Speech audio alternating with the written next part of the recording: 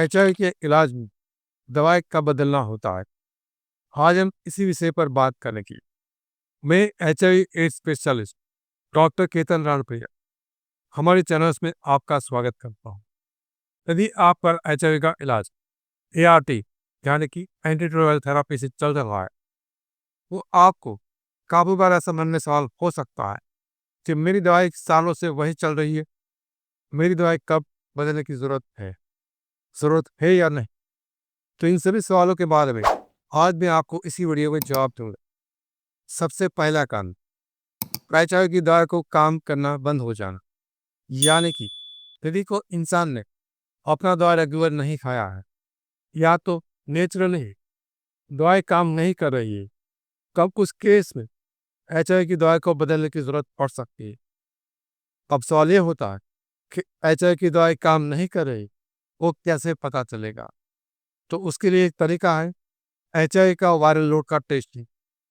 यदि किसी इंसान का रेडियो दवाई खाने के बावजूद भी वायरस की संख्या 1 ml खून के अंदर 1000 से ज़्यादा आती है, तो मैं ऐसा मान सकते हैं कि दवाई काम नहीं कर रही। कंफर्मेशन करने के लिए हम दोबारा 2 या 3 महीने के बाद वापस रिपोर्ट कर सकते हैं।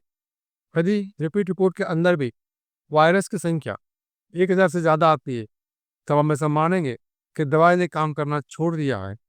तब उस केस में दवा को बदला जाए।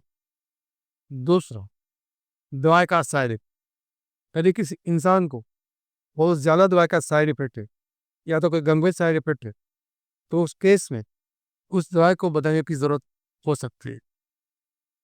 तीसरा होता है दवाई का डोजिंग सिस्टम। यदि कोई इंसान ऐसी दवाई खा रहा है जो उसको एक से ज़्यादा बार लेना पड़ रहा है और उस विकल्प में ऐसी कोई दवाई उपलब्ध है जो पेशेंट को सिर्फ एक बार ही खाने की जरूरत पड़ेगी नहीं हो, तो यहाँ पर पेशेंट का एड्रेस यानी कि दवाई का लेने का जो प्राथमिकता है वो बढ़ जाएगी, संभावना काफ़ी ज़्यादा है। तो इस केस में भी दवाई को बदलते। चौथा, पेशेंट जिस किस्म की दवाई खा रहा है उसी किस्म की दवाई के और कंपनी कम लागत के साथ बनाती है या मार्केट में कम प्राइस पर आती है, उस केस में भी दवाई को बदल सकते। और यदि दवाई का डोजिंग पहले ऐसा होता था कि एक दिन में एचआईवी पॉजिटिव पेशेंट 10 से 15 गोली भी खा रहा था, लेकिन जैसे जैसे साइंस में प्रगति किया उसी हिसाब से गोली की संख्या कम होती गई और आज हम देखते हैं कि हर रोज की एक गोली खाना होता है।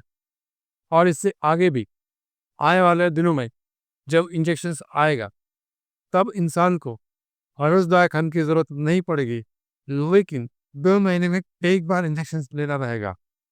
ये इंजेक्शन अभी कुछ डेवलप कंट्रीज में है लेकिन भारत में नहीं है, लेकिन हम आशा कर सकते हैं कि आने वाले 1 साल के अंदर ये इंजेक्शन भारत में भी उपलब्ध होंगे।